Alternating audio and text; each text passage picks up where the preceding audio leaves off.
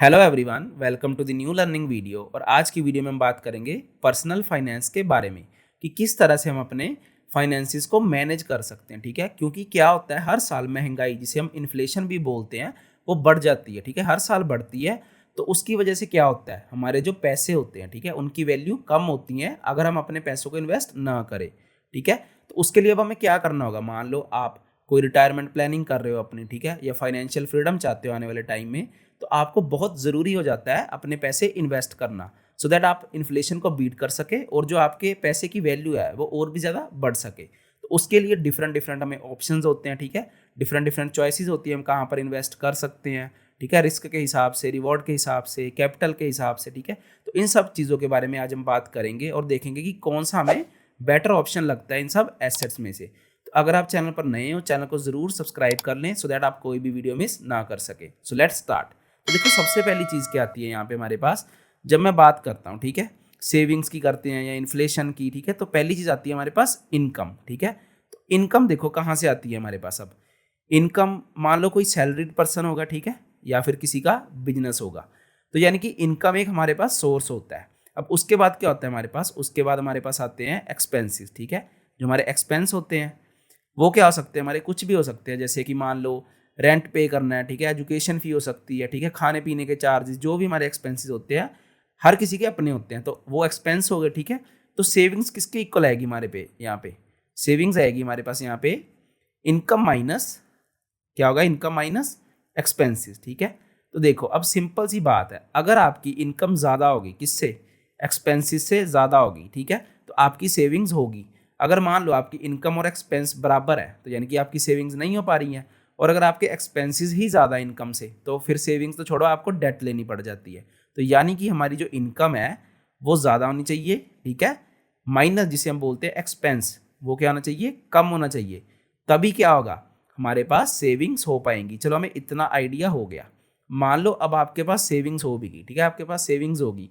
अब सेविंग्स कहाँ पर रखते हैं लोग, मोस्टली लोग सेविंग्स रखते हैं या तो बैंक अकाउंट में होती है, ठीक है, आपके सेविंग्स अकाउंट में बोल सकते हैं, बैंक अकाउंट में होगी। ठीक है, उसके अलावा कहाँ पर रखते हैं, या फिर कैश में रखते हैं कुछ लोग। ठीक है, कैश में सेविंग्स रखते हैं। अब हम देखेंगे कि इसका क्या ड्रॉबैक हो सकता है। अब इस पर हम बाद में बात करेंगे, पहले मैं बात करता हूँ अब जो नई चीज़ चल रही है आजकल, क्रेडिट कार्ड। अब क्या करते हैं आजकल के जो यंगस्टर्स हैं, वो ना क्रेडिट कार्ड रखते हैं अपने पास। ठीक, तो उसकी वजह से क्या होता है, वो एडवांस में पे कर देते हैं, ठीक है, क्रेडिट कार्ड के थ्रू। तो उसकी वजह से क्या होगा, वो ऑलरेडी डेट में है। तो जब मान लो क्या होगा, जब उनके पास इनकम आएगी, ठीक है, तो उनके कुछ एक्सपेंसेस भी हो गए और ऑलरेडी उन्हें कुछ डेट पे करनी है, तो यानी कि उनके पास सेविंग्स बहुत कम बचती है या फिर बचती नहीं, वो ऑलरेडी डेट में चल रहे होते हैं। तो ये बहुत गलत चीज़ है। ठीक है, अगर आप फाइनेंशियल फ्रीडम चाहते हो तो ये बहुत गलत चीज़ है, आपको इसे अवॉइड करना चाहिए या कम करना चाहिए। ठीक है, तो बेसिकली देखो, जब हमने सेविंग्स कर ली, अब क्या होता है, बात करूंगा मैं इन्फ्लेशन की। तो जो इन्फ्लेशन होता है, ठीक है, वो किस रेट से, यानी कि जो हम इंडिया की बात कर रहे हैं 3 to 5%, ठीक है, ईयरली क्या होता है, बढ़ता है। ठीक है, 3 to 5% आता है, ठीक है, इन्फ्लेशन रेट। तो अब देखो ये एवरेज है, तो 3 to 5% हो रहा है। इसका क्या मतलब हुआ, सिंपली मान लो आपने, अगर आपके पास 2 लाख रुपए पड़े थे, ठीक है, कैश में, आपके घर पे कैश में आपने 2 लाख रुपए रखे थे, तो क्या होगा, नेक्स्ट ईयर मान लो अगर इन्फ्लेशन रेट 4% बढ़ रहा है, ठीक है, तो 4% कम कर दो। ठीक है, यानी कि 2 लाख का जो 4% होगा ना, जितने पैसे की वैल्यू आएगी, इतनी वैल्यू हमारी कम हो जाएगी 2 लाख में से, यानी कि इतनी वैल्यू कम होती है हमारी हर साल।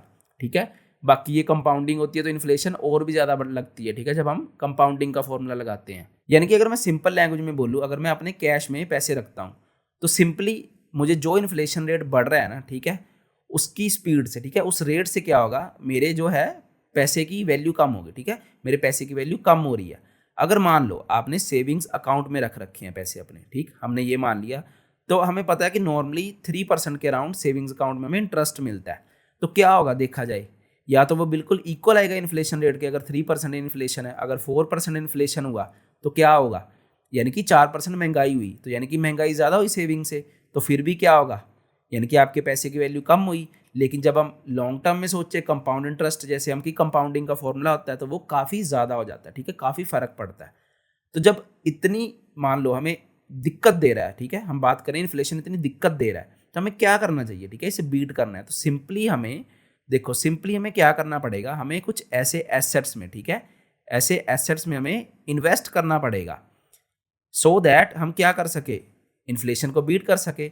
अब इन्फ्लेशन की जो रेट है, ठीक है, एवरेज जो रेट है 3 to 5% है, यानी कि हमें जो भी एसेट्स में हम इन्वेस्ट करेंगे उनमें जो हमें इंटरेस्ट रेट आए, ठीक है, हमें जो इंटरेस्ट रेट आए वहाँ से या हमें प्रॉफिट हो, जो भी हो चीज़ें, ठीक है, वो क्या हो, वो ज़्यादा हो, ठीक है, 3-5% से ज़्यादा हो, यानी कि 10% हो, 7% हो, ठीक है, कुछ भी हो, तभी हम क्या कर पाएंगे, ठीक है, या इससे भी ज़्यादा हो, बीट कर पाएंगे इन्फ्लेशन को। तो यानी कि हमें इन्वेस्टिंग करनी पड़ेगी, ठीक। तो इतना में आइडिया हो गया। अब इसके बाद बात आती है कि मैं कहाँ इन्वेस्ट करूँ, ठीक है, कौन से ऑप्शन है मेरे पास। तो देखो कुछ लोगों को लगता है कि सिर्फ स्टॉक मार्केट ही ऑप्शन है, ठीक है, या रियल एस्टेट ही ऑप्शन है। जो पुराने हैं वो सोचते हैं सिर्फ गोल्ड ही ऑप्शन है, ठीक है, वो ही सेफ है। वो ऐसे भी बात करते होंगे कि गोल्ड ही सेफ है, रियल एस्टेट ही सेफ है, लेकिन हम डिफरेंट एसेट्स के बारे में बात करेंगे। तो देखो अब उसके बाद चीज़ आती है हम कौन से एसेट्स हमारे पास अवेलेबल है, ठीक है, ऑप्शन हमारे पास अवेलेबल है। तो देखो सिंपली पहले ऑप्शन हम बोल सकते हैं कि कौन सा है। देखो पहले हमारे पास गवर्नमेंट बॉन्ड्स होते हैं, ठीक है, गवर्नमेंट बॉन्ड्स में हम क्या कर सकते हैं, इन्वेस्ट कर सकते हैं, ठीक है। कॉर्पोरेट बॉन्ड्स में हम भी क्या कर सकते हैं, इन्वेस्ट कर सकते हैं। उसके बाद कौन से हमारे पास ऑप्शन आते हैं, आपको पता भी होगा, आपने सुन भी रखा होगा, जैसे एफडी होती है जिसे हम बोल देते हैं फिक्स डिपॉजिट। उसके बाद हमारे पास आते हैं ईटीएफ, ठीक है, जिसे हम बोलते हैं एक्सचेंज ट्रेडेड फंड्स। अगर आपको नई आइडिया हो रहा है ना मैं कि क्या बोल रहा हूँ, है ना, डिफरेंट डिफरेंट नाम ले रहा हूँ नई नई चीज़ों के, तो इन सब पर मैं एक वीडियो सीरीज बना रहा हूँ, ठीक है, ये फर्स्ट वीडियो है उसकी। तो आप चैनल को जरूर सब्सक्राइब करें, इन सब के बारे में मैं डिटेल्ड वीडियो बनाऊंगा डिफरेंट, और आप उसे देख सकते हो, ठीक। तो देखो ईटीएफ हो गए, म्यूचुअल फंड हो गए, ठीक है, म्यूचुअल फंड हो गए। उसके बाद क्या होता है हमारे पास, जैसे एसआईपी करते हैं म्यूचुअल फंड में, ठीक है, ये ऑप्शन हो गए। उसके बाद हमारे पास आता है हम इक्विटी में यानी कि स्टॉक मार्केट में भी क्या कर सकते हैं, अपने पैसे लगा सकते हैं, ठीक है। उसके अलावा हमारे पास क्या आता है ऑप्शन, जैसे कि हम गोल्ड में लगा सकते हैं पैसे, ठीक है, कमोडिटी जिसे हम बोल सकते हैं, ठीक है। उसके बाद हम लगा सकते हैं रियल एस्टेट में पैसे अपने लगा सकते हैं। और ऑप्शन क्या आता है आजकल जो नया ऑप्शन है हमारे पास, क्रिप्टो, ठीक है, क्रिप्टो में भी कुछ लोग इन्वेस्ट करते हैं। अच्छा, अब जब इतने ऑप्शन मैंने आपको दे दिए, आपके माइंड में क्वेश्चन आएगा, ठीक है, क्या क्वेश्चन हो सकता है वो, कि इन सब में से जो बेस्ट है ना मुझे वो पता लग जाए, ठीक है, उसका मुझे आइडिया हो जाए। तो देखो बेस्ट कुछ नहीं होता, बेस्ट डिपेंड करता है हमारे, हम कितना रिस्क लेना चाहते हैं, ठीक है, कितना रिवॉर्ड लेना चाहते हैं, कितने टाइम के लिए हम, ठीक है, करना चाहते हैं इन्वेस्ट। तो ये डिफरेंट फैक्टर्स होते हैं जिनके बारे में अब हम बात करेंगे। तो देखो बेसिकली आपको ये आइडिया होगा, ठीक है, कि डिफरेंट एसेट्स है और भी होते हैं, ठीक है। तो ये बेसिकली आपने चूज करना है बेस्ट अपने लिए। तो उसके लिए देखो क्या सिंपल क्राइटेरिया होता है। जब जैसे मैं सोचता हूँ, ठीक है, जब मैं सोचूं कि मैंने इन्वेस्टिंग करनी है तो कुछ फैक्टर्स अपने दिमाग में रखने होते हैं, ठीक है। तो जिन फैक्टर्स को मैं अपने पैरामीटर्स को अपने दिमाग में रखता हूँ, देखो वो क्या है। पहली चीज़ तो मेरे पास ये आती है कि रिस्क, ठीक है, पहली चीज़ आती है रिस्क, कि कितना रिस्क होगा मेरे जो मैं इन्वेस्ट करूँगा पैसा, उसमें कितना रिस्क है, ज़्यादा रिस्क है, कम रिस्क है, ठीक है, या बहुत ज़्यादा रिस्क है या मॉडरेट रिस्क है, ये सब कुछ मैं देखूंगा, ठीक। उसके बाद मैं देखूंगा रिवॉर्ड, कि रिवॉर्ड कितना आ रहा है, ठीक है, कि कितना मुझे रिटर्न मिलेगी, ठीक है, कितना मेरा पैसा बढ़ के मुझे वापस आएगा, तो ये देखूंगा। अब आपने एक चीज़ का ख्याल रखना है कि रिस्क जितना ज़्यादा होगा ना रिवॉर्ड भी उतना ज़्यादा होगा, जितना रिस्क कम होगा उतना ही कम क्या होगा, रिवॉर्ड। तो ये चीज़ें इस तरह से चलती है, ठीक। चलो ये रिस्क रिवॉर्ड होगी। अब उसके बाद कौन सा फैक्टर हमें कंसिडर करना चाहिए, उसके बाद हमारे पास आता है टाइम, ठीक है, टाइम पीरियड, कि कितने टाइम के लिए मैं क्या कर रहा हूँ, इन्वेस्ट कर रहा हूँ, 4 साल के लिए, 5 साल के लिए या 10 साल के लिए, ठीक है, ये डिफरेंट डिफरेंट टाइम पीरियड के हिसाब से, कि उस हिसाब से, क्योंकि जितने हम ज़्यादा टाइम के लिए क्या करते हैं, जितने ज़्यादा टाइम के लिए हम इन्वेस्ट करते हैं उतने ही क्या होता है हमें रिवॉर्ड जो है वो ज़्यादा मिलता है, क्योंकि कंपाउंडिंग होती है हमारे पैसे की। तो हमें जितना टाइम के लिए हम इन्वेस्ट ज़्यादा देर के लिए करेंगे हमें अच्छा रिवॉर्ड भी मिलता है, ठीक। तो टाइम पीरियड हो गया। उसके बाद कौन सी चीज़ आती है हमारे पास, डाइवर्सिफिकेशन, ठीक है, जिसे हम बोलते हैं डाइवर्सिफिकेशन। इसको अब देखो सिंपल लैंग्वेज में क्या बोल सकता हूँ। अब मान लो क्या हुआ सिंपली, जैसे मैंने यहाँ पे डिफरेंट आपको एसेट्स बताए, अब मैं अगर अपने सारे पैसे मान लो गोल्ड में डाल दूँ और गोल्ड का प्राइस नीचे आ जाए, ठीक है, किसी रीज़न की वजह से गोल्ड का प्राइस नीचे आ जाए, तो क्या होगा, मेरे जो सारे पैसे थे उनकी वैल्यू कम हो रही है ना। तो डाइवर्सिफिकेशन बोलते हैं, यानी कि डिफरेंट डिफरेंट एसेट्स में थोड़े थोड़े पैसे डाल देना अपने हिसाब से, ठीक है, अपने रिस्क परसेंटेज के हिसाब से, रिवॉर्ड के हिसाब से, टाइम पीरियड के हिसाब से, ठीक। तो डिफरेंट चीज़ होती है, यानी कि मैं क्या करूँगा, अगर मेरे पास मान लो 10 लाख रुपए हैं, ठीक है, अगर 10 लाख रुपए हैं तो मैं क्या करूँगा, मान लो 2 लाख इधर डाल दूंगा, ठीक है, 2 लाख मैं ईटीएम में डाल रहा हूँ, ठीक है, कुछ 1 लाख मैंने म्यूचुअल फंड में डाल दिया, ठीक है, गोल्ड में डाल दिया 3 लाख। तो इस तरह से आप डिवाइड कर दोगे, ठीक है। तो जब आप डिफरेंट डिवाइड करोगे तो मान लो अगर एक सेक्टर नीचे जा रहा है तो दूसरा सेक्टर ऊपर जाएगा, ठीक है। इस तरह से क्या होगा, आपके जो यानी कि इन्वेस्टमेंट है, आपका जो पोर्टफोलियो है वो लॉन्ग टर्म में बढ़ेगा, ठीक है। एक आधे जो मान लो एसेट नीचे जा भी रहा है कुछ टाइम के लिए फ्लक्चुएशन की वजह से, क्या होगा आपको, यानी कि ज़्यादा नेगेटिव नहीं होगा, आपको ज़्यादा टेंशन नहीं होगी, ठीक है, स्ट्रेस नहीं होगी आपको। चलो ये चीज़ तो होगी, ठीक, ये फैक्टर भी हो गया। अब एक और फैक्टर होता है जिसको हम बोलते हैं कैपिटल रिक्वायर्ड, ठीक है, ये बहुत ज़रूरी चीज़ है। अब कैपिटल रिक्वायर्ड से क्या मतलब हुआ, अब देखो सिंपल सी बात है, अब कोई सैलरीड पर्सन है, ठीक है, अगर कोई सैलरीड पर्सन है तो वो क्या करेगा, उसे तो हर मंथ सैलरी आ रही है ना, तो या तो SIP कराएगा, ठीक है, या ETF बाय करेगा, ठीक, या धीरे धीरे क्या करेगा, स्टॉक मार्केट में पैसे डालेगा, ठीक। वो सीधे रियल एस्टेट नहीं सोच सकता, ठीक है, वो रियल एस्टेट नहीं सोच सकता जो सैलरीड पर्सन है, क्योंकि ज़्यादा कैपिटल चाहिए।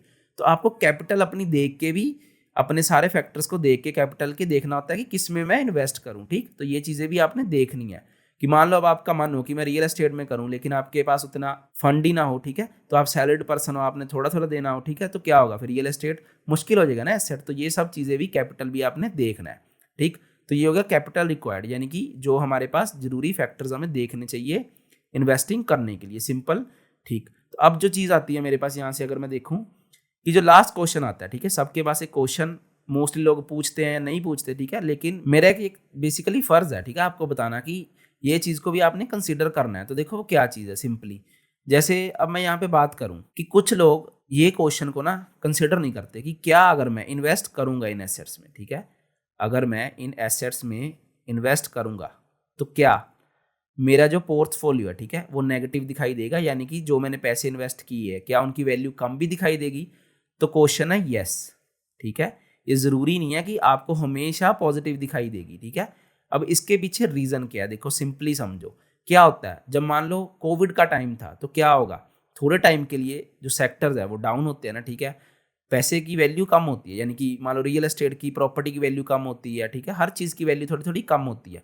तो हो सकता है कुछ टाइम के लिए, ठीक है, जब एसेट अच्छे परफॉर्म नहीं कर रहे तो आपको नेगेटिव दिखाई दे, ठीक है, वैल्यू आपके पोर्टफोलियो की। लेकिन लॉन्ग टर्म में क्या होता है, लॉन्ग टर्म में अगर आप देखोगे ना, यही तो इसका फैक्टर है, ठीक है। देखो जब आप लॉन्ग टर्म के लिए इन्वेस्ट करोगे तो क्या होगा, एसेट की वैल्यू ग्रो ही होती है, ठीक है। प्लस हम क्या कर रहे हैं, इसमें डाइवर्सिफिकेशन भी कर रहे हैं, ठीक है।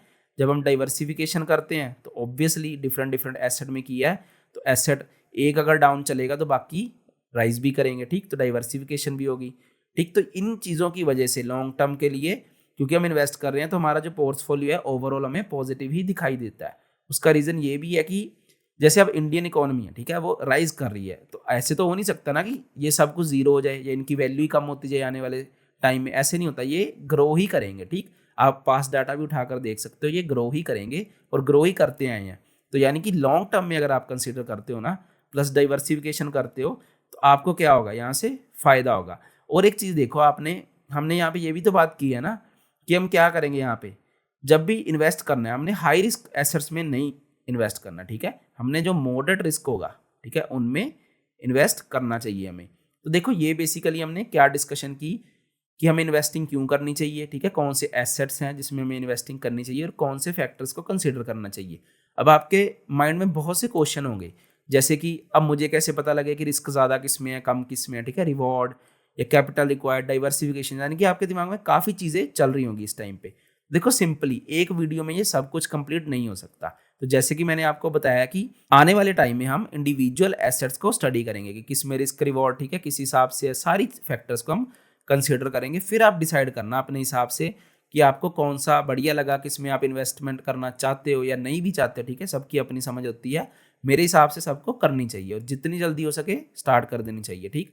तो इस पर भी मैं वीडियोस बनाऊंगा। तो अगर आपको वीडियो अच्छी लगी तो अपने फ्रेंड्स के साथ ज़रूर शेयर करना, क्योंकि बहुत कम लोगों को पता होता है कि ऐसे कुछ पर्सनल फाइनेंस होता है, इन्फ्लेशन बढ़ रहा है, ठीक है, इन्फ्लेशन बढ़ रहा है, हमारे पैसे की वैल्यू कम हो रही है, या इन्वेस्टिंग कितनी ज़रूरी है, इतने एसेट्स भी अवेलेबल है हमारे पास, ठीक है, मार्केट में इन्वेस्ट करने के लिए। तो ये सब चीज़ों उन्हें भी पता लग सके, आप उनके साथ ज़रूर शेयर करना और मुझे कमेंट करके बताना कि और मैं किस टॉपिक पर आप वीडियो देखना चाहते हो, और चैनल को ज़रूर सब्सक्राइब करें।